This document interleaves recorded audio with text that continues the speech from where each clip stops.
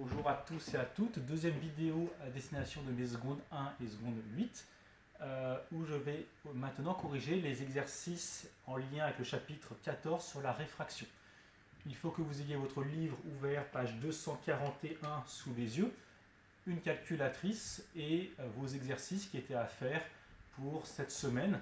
Sachant que je vais corriger le 11, 14, 17, certains que j'avais corrigé avec une classe mais pas avec l'autre. Je vais corriger ensuite le 26 et un exercice que je n'ai pas donné encore, le 25, qui est un exercice type DS que je vais faire avec vous. L'exercice 11, en 2017, la valeur de la vitesse moyenne des vents de l'ouragan Irma était à atteindre 300 km/h. Je l'ai écrit ici. On doit comparer cette valeur à celle de la vitesse de la lumière dans l'air. Première chose, il faut convertir cette vitesse en mètres par seconde. Pour cela, on doit diviser par 3,6. Pourquoi? Ça vient de 1 heure 3600 secondes et 1 km 1000 mètres, ça fait le facteur 3,6. En faisant le calcul, 300 divisé par 3,6, on trouve 83,3 mètres par seconde. En physique, quelque chose d'important, quand vous avez le verbe comparer, il faut faire une division, un rapport. C'est ce que je vais faire maintenant. Le rapport R, pour comparer ces deux grandeurs, on met toujours la valeur la plus grande au numérateur. Je vais faire la vitesse de la lumière divisée par la vitesse d'Irma. Et donc, je mets en ligne. Ça fait donc 3 fois 10 puissance 8 mètres par seconde sur 83,3. Je prends ma calculatrice, 300 millions même mètres par seconde, divisé par 83,3. Je trouve 3 millions environ 600 000 pour le rapport. Donc la lumière se déplace 3 600 000 fois plus vite que la vitesse des vents de l'ouragan le plus fort enregistré au-dessus de l'Atlantique. Voilà pour ce premier exercice.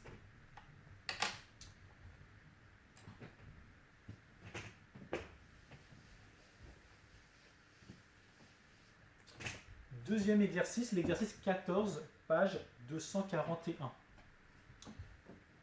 On étudie un rayon qui se propage dans une demi-sphère de cristal de baccarat d'indice de réfraction n égale 1,60 en faisant un angle de 55 degrés avec la surface de séparation des deux milieux. Donc je vais schématiser le schéma. Je prends un demi-cylindre, comme ceci. Donc lui, c'est le baccarat.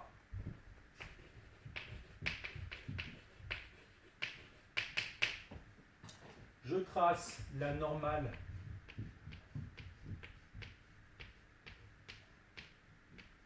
ici. C'est ce qu'on appelle la normale. Ici, on a le dioptre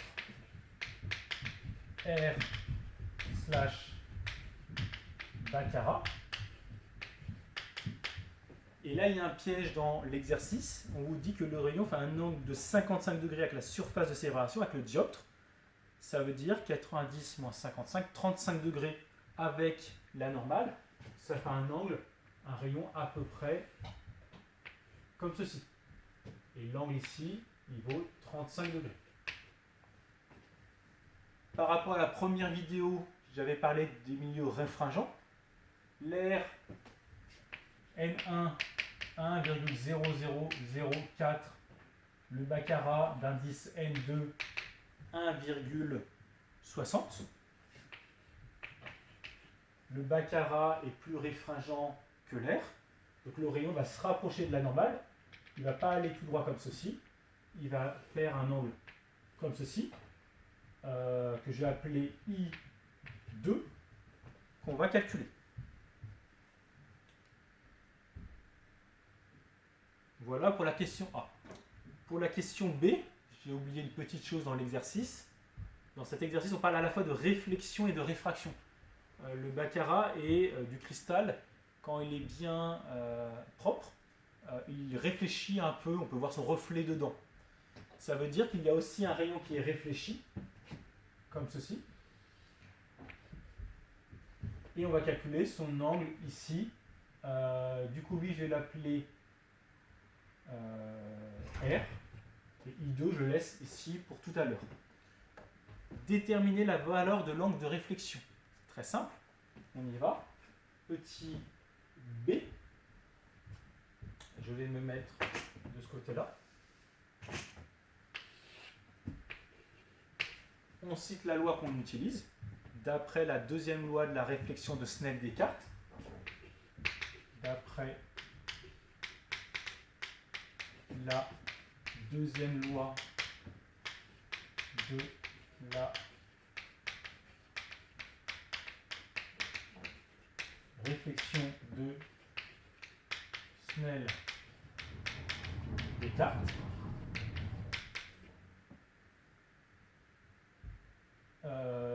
I égale R. D'où R égale 35 degrés. Réponse à la question B. Question C. Calculer la valeur de l'angle de réfraction. Et là, c'est plus intéressant.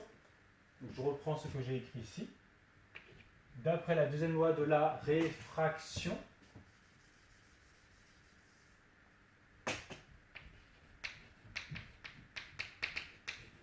de Snell-Descartes, on écrit N1 fois sinus I1 égale à N2 fois sinus I2. Ça, on l'a vu lors du premier TP, on l'a vu lors du deuxième TP où on a parlé de dispersion de la lumière. Mon inconnu, c'est I2, sinus I2, que je vais chercher à calculer, équivaut à sinus I2 égale N1 fois sinus I1 sur N2.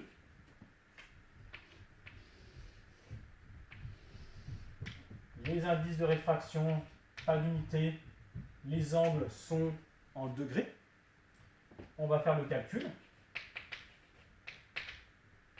Sin I2 égale 1,0004 fois sin 35 sur 1,60. On y va. 1,0004 fois sin 35 divisé par 1,60.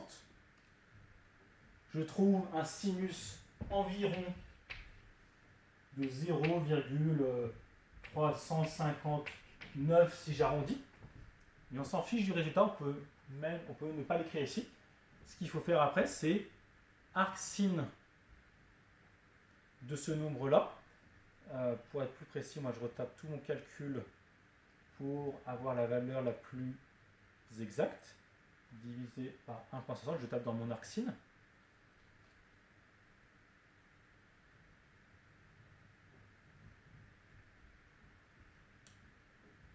Donc, je m'étais trompé. Tac. Je me disais, non.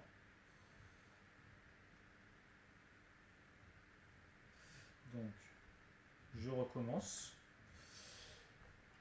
C'est ça que d'improviser. Je vais faire directement arc sin de 0,359.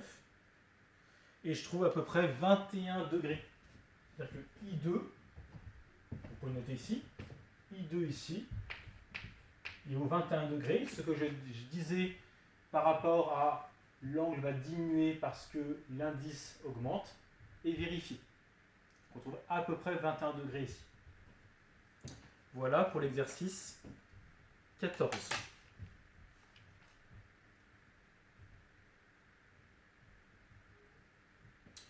L'exercice 17, c'est le même exercice que ce qu'on vient de faire à l'instant, sauf que notre inconnu, ce ne sera pas le sinus I2. Ici, on vous dit que I2 que le R vaut 12 degrés et le I1 vaut 30 degrés. il se propage en l'air, donc N1 vaut bien 1,0004. On cherche à calculer N2. Du coup, on y va.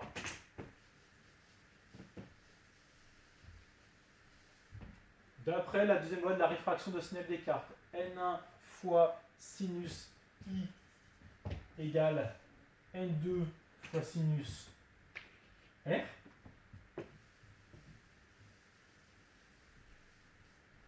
Je passe ici. D'où N2 égale N1 fois sinus I sur sinus R.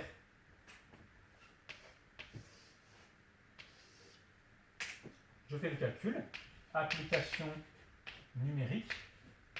N2 égale 1,0004 fois sin 30 sur sin 12. Allez, c'est parti. N'oubliez pas que vous pouvez mettre pause la vidéo pour faire le calcul avant que je fasse mon calcul. 1,0004 fois sin 30 divisé par sin 12. Et je trouve un indice de 2,41 à peu près. Je rappelle que les n sont des nombres sans unité et que IR sont en degrés. Voilà pour cet exercice 17. On enchaîne avec l'exercice 26. Je regarde ma montre parce que j'ai cours dans 25 minutes avec les premières en informatique. L'exercice 26, il y a deux miroirs et il y a un schéma à compléter. Donc c'est parti pour ceci.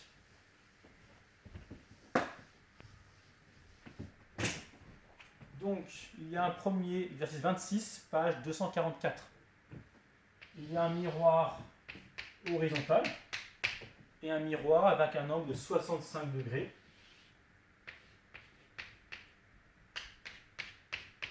Comme ceci. Il y a un rayon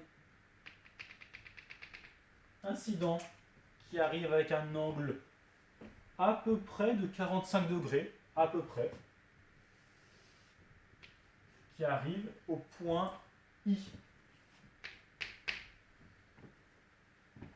Donc reproduire le schéma et tracer les rayons réfléchis. Ah, on vous donne la valeur, j'ai 40 degrés, avec un angle d'incidence 40 degrés. Donc ici c'est 40.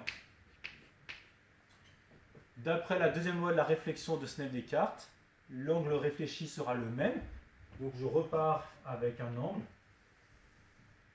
ici, de 40 degrés.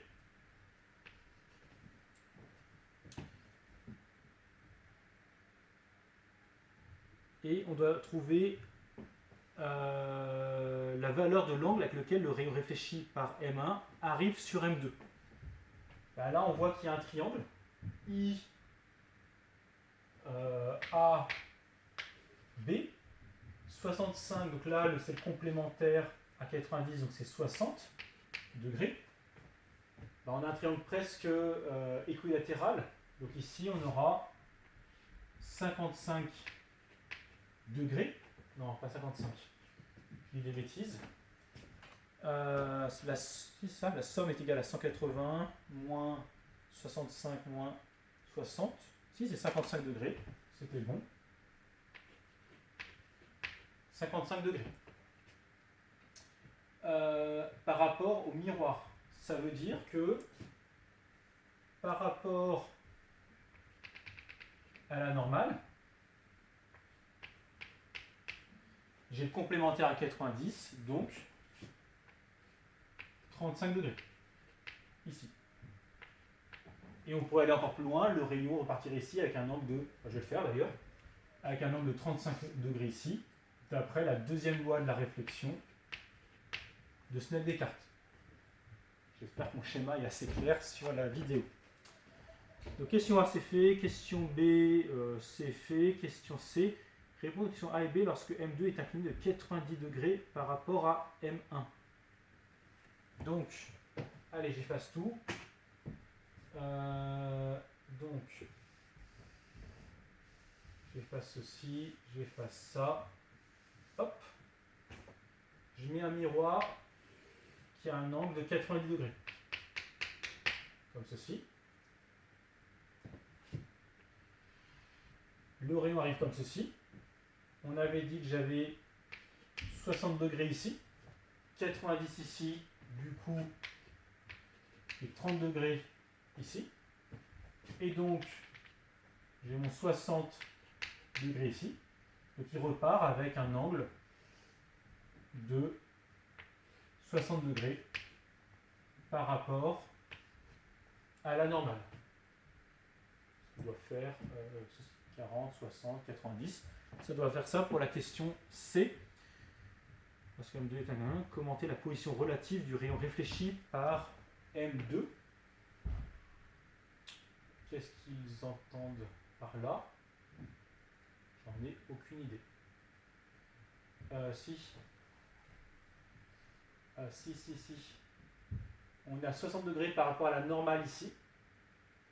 Et ce rayon-là, il fait 60 degrés par rapport au miroir M1.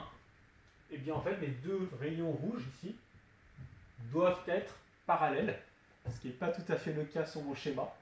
J'aurais dû lire l'énoncé avant de faire cette vidéo. C'est pas tout à fait ça. Et on termine, j'ai le temps, par l'exercice 25, celui que je ne vous ai pas donné, le 25, page 243, où un enfant observe un poisson d'abord à la verticale en position 1, puis de manière inclinée, position 2.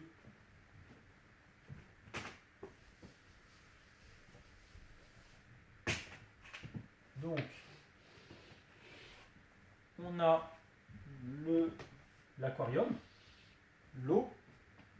Je vais mettre le poisson par rapport à ici, I par rapport à ici.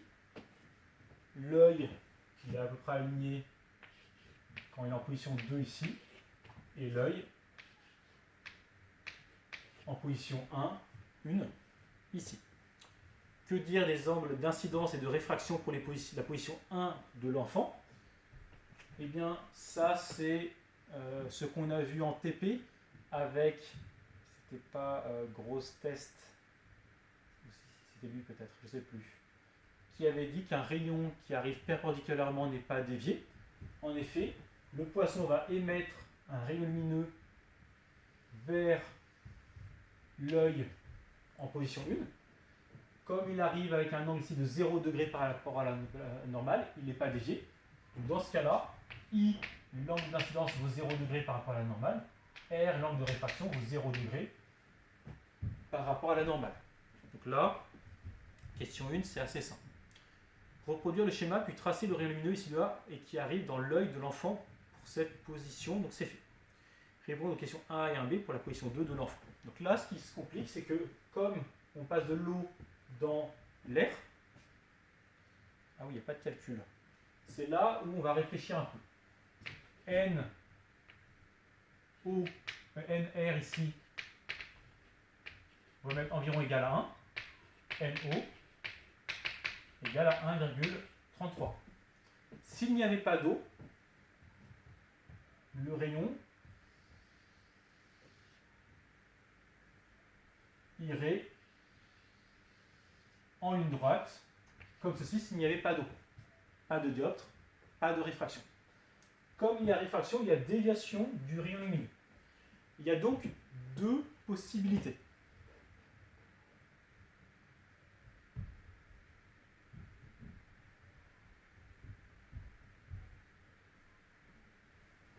Soit en vert, le rayon fait ça et il est réfracté pour faire comme ceci.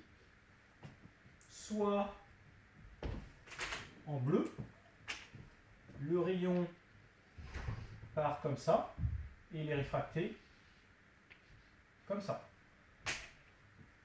deux possibilités, le chemin vert, le chemin bleu. C'est là où on va réfléchir à ce qu'on a vu. N O est plus grand que N R. Je mets une petite pause. J'arrive.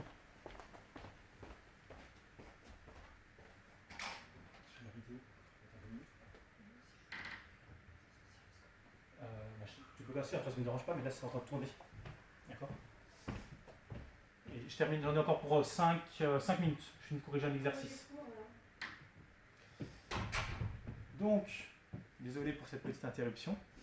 NO est supérieur à NR.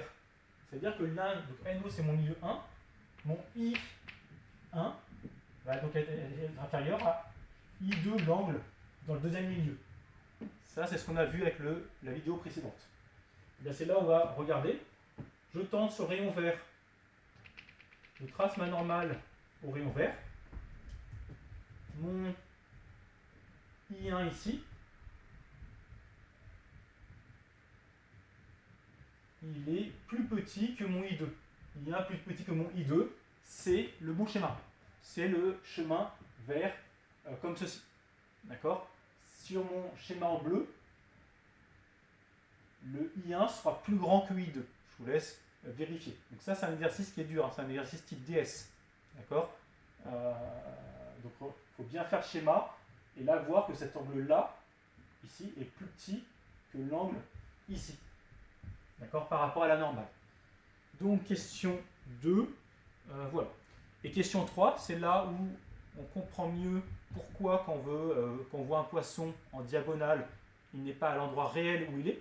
Pareil, quand on veut attraper un objet au fond d'une bassine en diagonale, on va toujours tâtonner pour trouver où est l'objet. C'est que l'image qu'on voit réellement, ce sera le prolongement des deux rayons qu'on a fait, le rayon rouge qui est là et le rayon qui arrive dans l'œil en position 2, mais sans qu'il y ait la réfraction. Notre cerveau ne comprend pas la réfraction, il ne peut pas anticiper. Donc regardez le rayon vert qui est là, qui arrive dans notre œil. Notre cerveau va croire qu'il arrive en ligne droite comme ceci. Et donc le poisson qui se trouve réellement ici en A, il va être vu par l'enfant en A', l'intersection du rayon perpendiculaire avec le rayon qui va tout droit et qui suit le chemin d'arrivée dans notre œil. Donc là, on le verrait plus haut que ce qu'il ne l'est. Et du coup, imaginez que ce soit un poisson, enfin un objet immobile. En voulant attraper l'objet, j'irai plus profondément, ou alors on irait un peu à côté à cause de ceci. Donc voilà pour la troisième question, page 243. Si vous avez des questions, je vous rappelle m.fontaine@leschartreux.net. Bon courage pour ce chapitre qui pour moi est terminé.